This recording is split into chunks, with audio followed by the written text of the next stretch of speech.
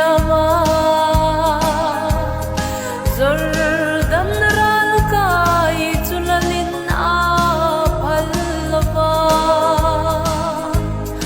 amangai te chu ashan santa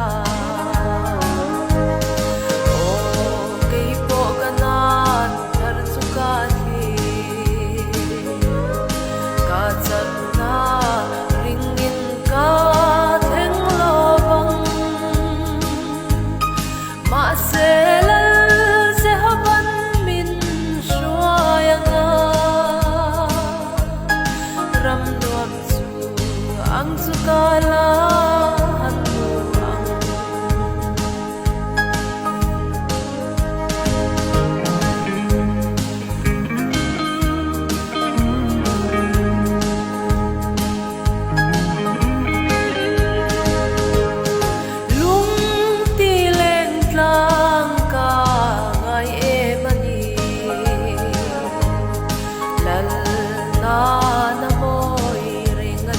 tuan ram su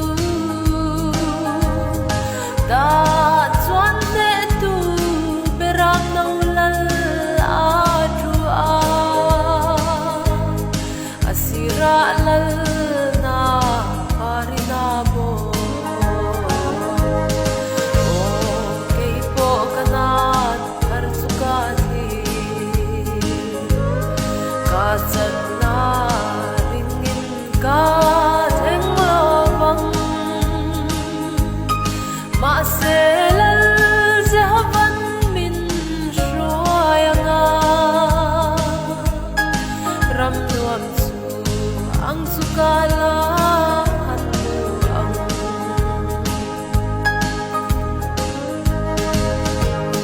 kanan pang parle